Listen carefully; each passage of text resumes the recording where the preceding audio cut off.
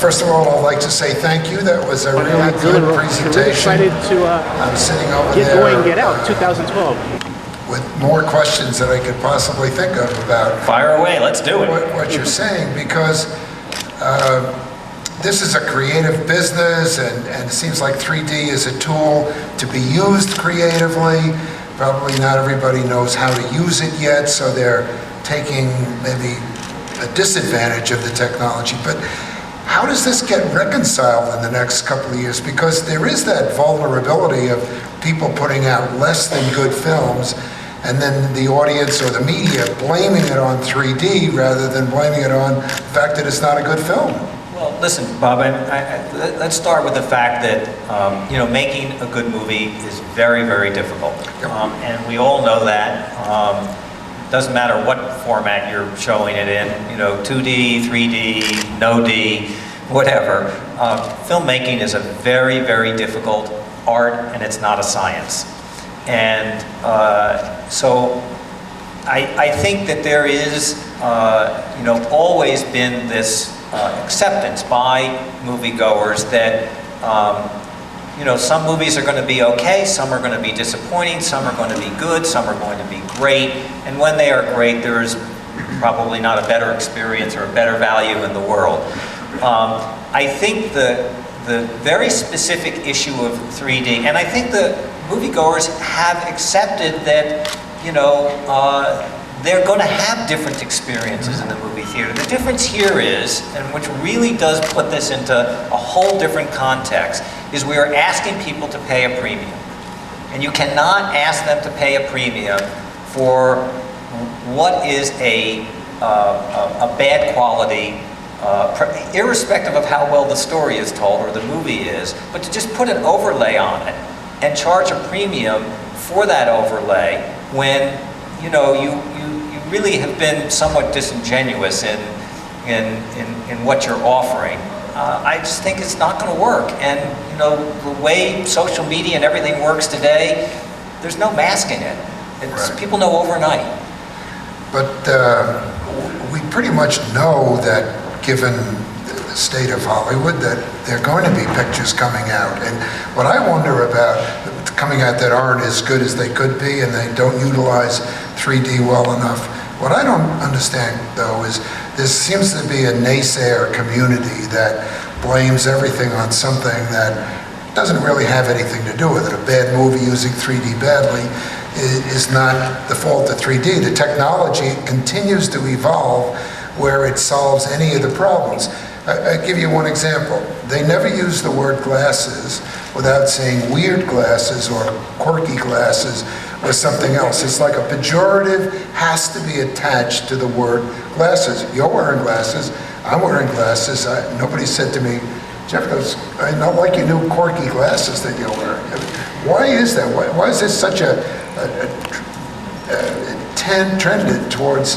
Well, anytime something new comes along, there's always a lot of controversy and debate about it, and this thing has really sort of exploded faster, bigger, more than I think any of us anticipated, and so and for sure there have been real disappointments along the way, and so there are traditionalists that really feel creatively it's a great tool. They're passionate about how they articulate their feelings about it. I mean, Roger Ebert being one of the most respected, and I adore Roger. I think he is just one of the real, true, great critics of our time.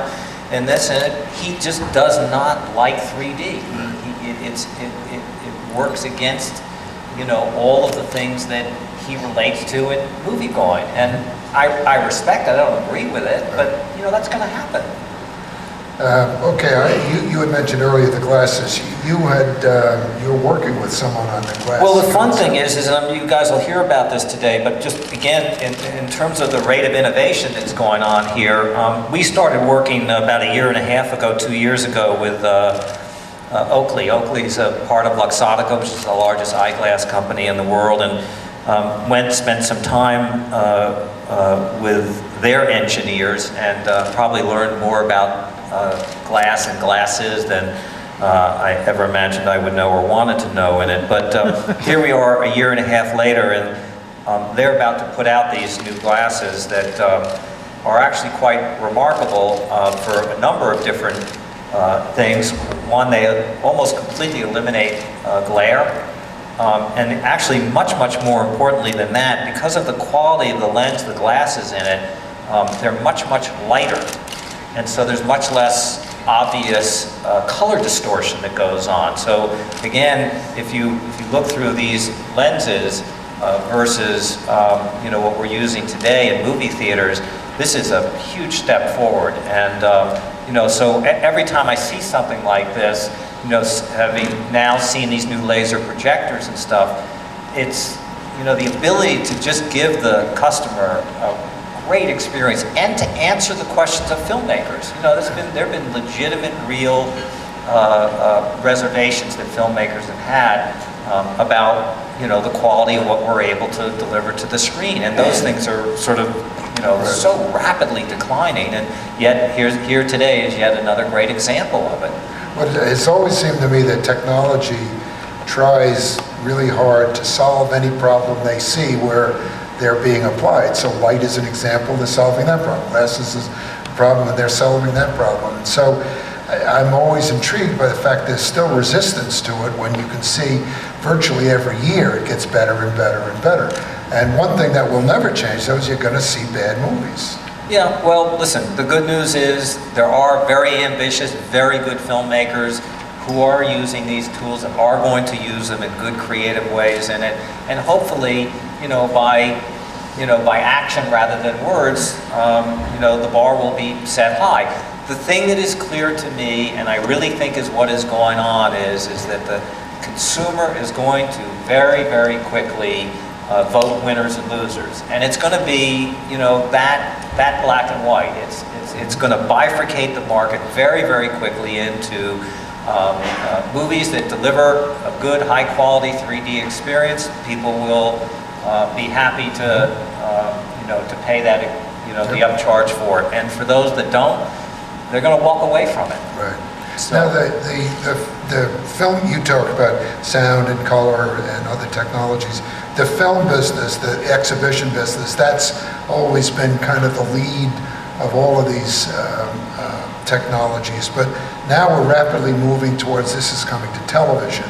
Do you think we're going to go through the same permutations on the television side that we're going through now on the film side? well, I'm not sure. I mean, you know, I think there are different sets of hurdles to deal with on the TV side. First of all, the monitors that are here today, and you'll see some outside today, you know, we've been working very closely with Samsung now for the last 18 months, and the quality of their presentation, again, the delivery system of it is absolutely outstanding. It is a spectacular quality.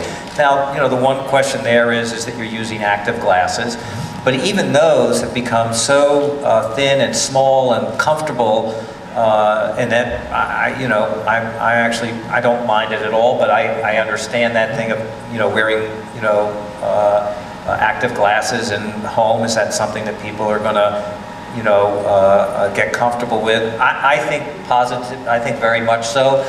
Again, I think we've already seen a big driver in this is sports, and there's some spectacular gaming opportunities coming. Video game. I saw Bobby Kotick from Activision Blizzard last night, and they're you know, he was talking about some of the things they have coming on the gaming side.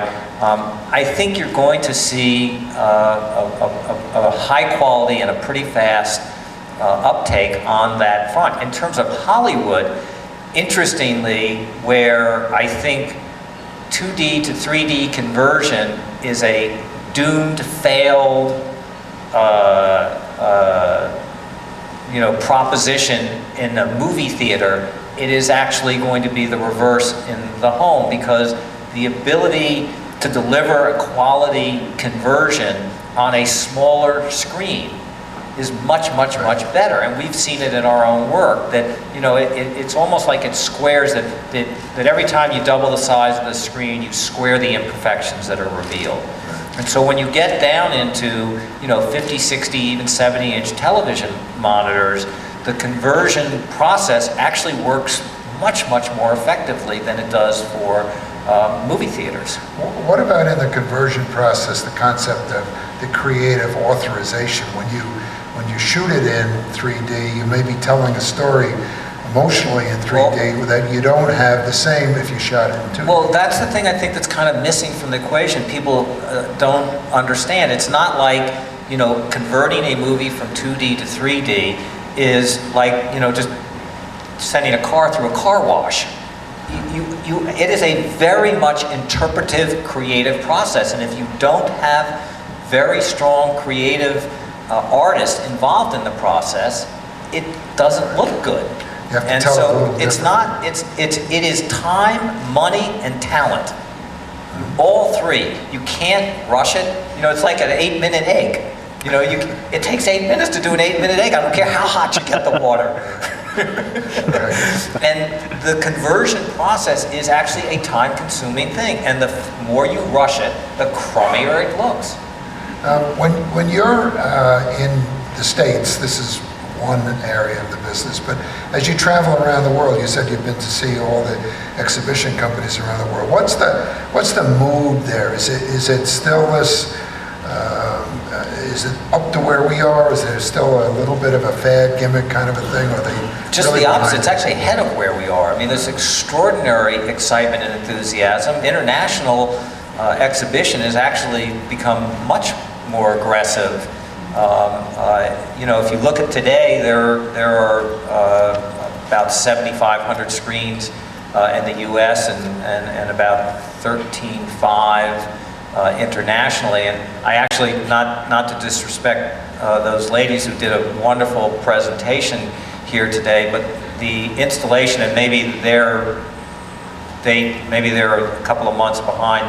Mine are where we will be by the fourth quarter of this year, which was, obviously relevant for us. We've got a big release coming out then.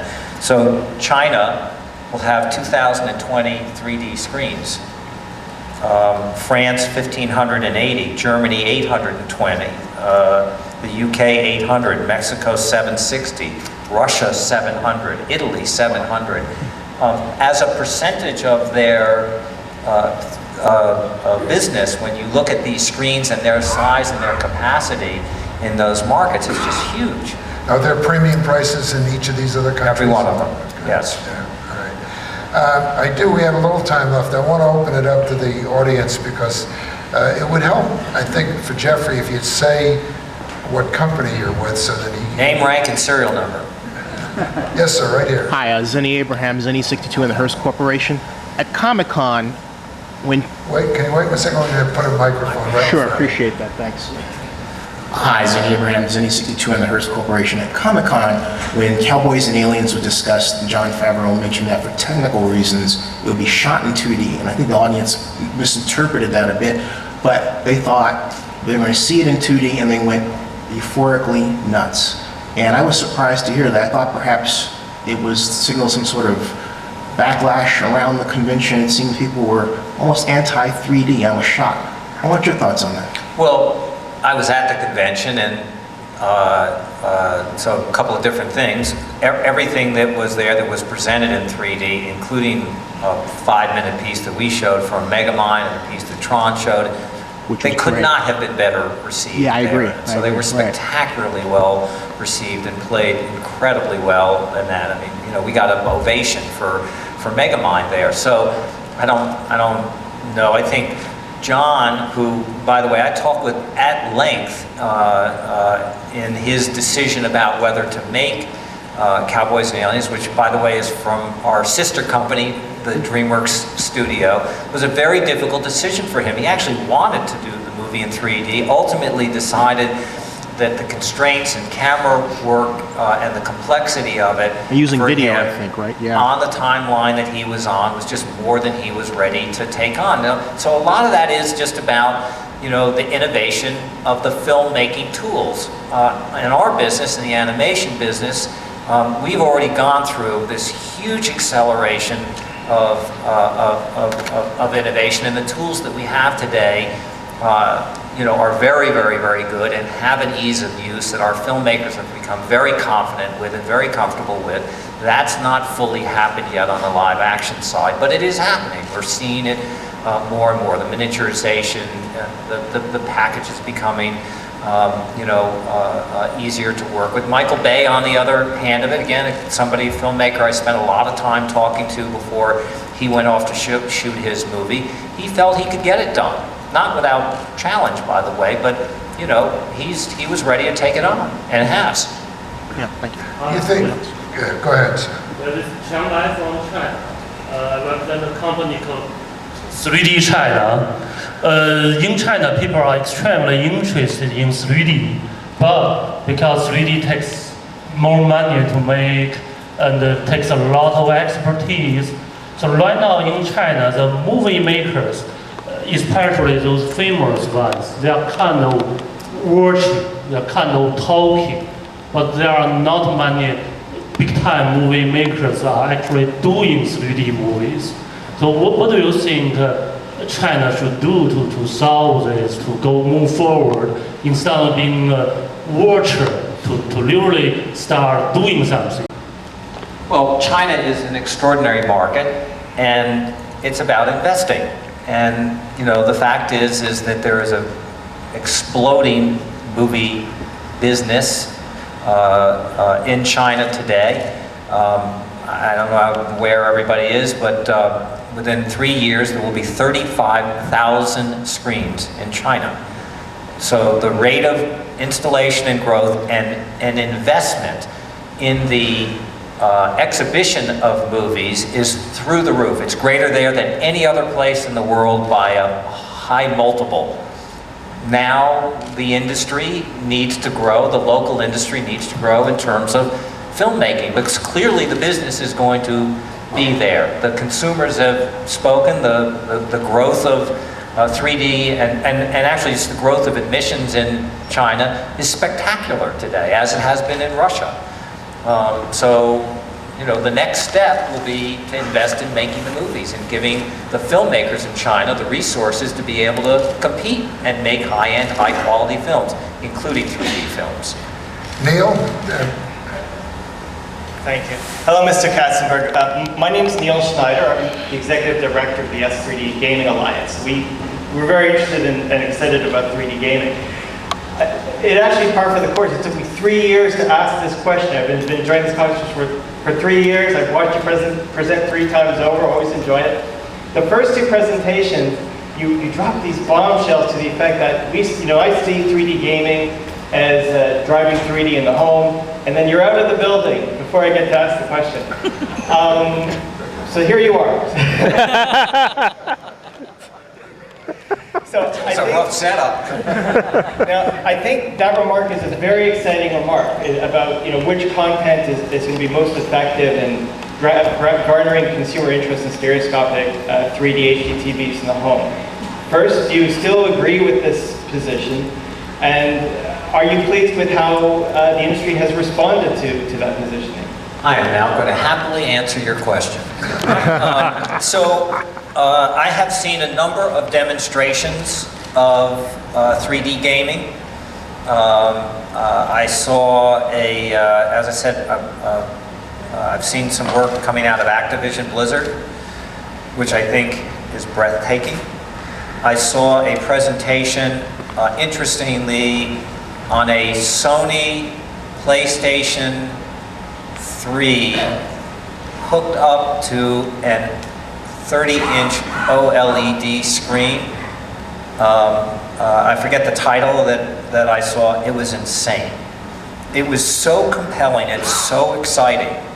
And so when people get to see how this changes and how it enhances the gaming experience, which already has a great dimensionality to it, is already an immersive experience. And I think that's the thing that has been so exciting about gaming and watching it evolve over the last couple of years.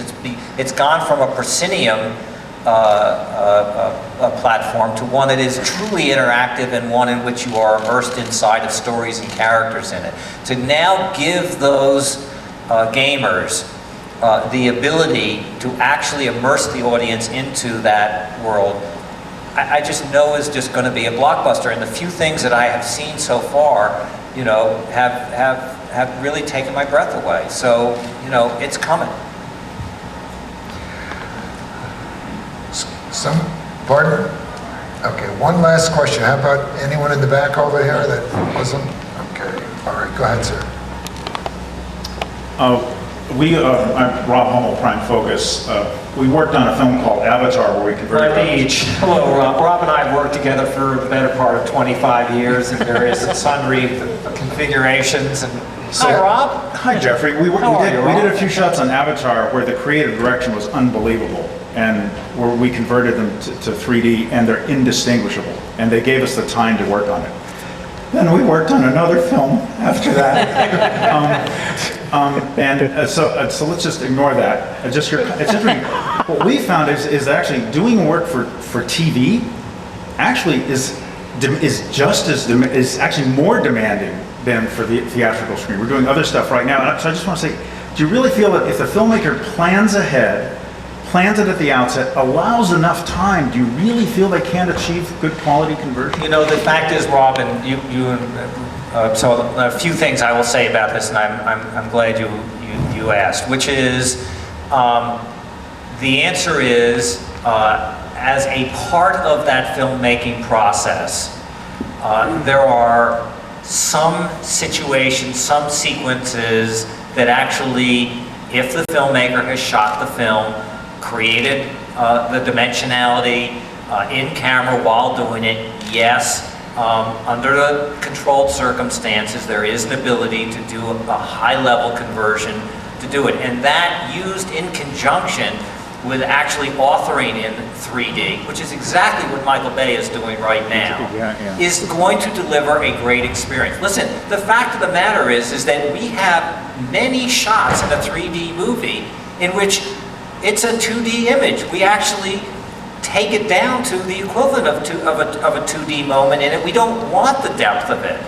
And so we dial it all the way down. So some scenes, some shots, which are not as demanding, can actually get done. But to take a movie from start to finish on that conversion path that was not designed or created in 3D is going to look like crap. And to ask people to pay a premium for that, I just think is a failed adventure. And totally agree. So again, I'm happy. I actually called Rob last week because I was very, very critical of some unnamed work that he had been involved with. And at one point, I was very disappointed about it. And he actually, their company just did some work for us that was absolutely beautiful. It was spectacular, and I was happy to be able to make that call and say thank you. So thank you, Rob. Thank you. Thank you, everybody. That's a great place to end.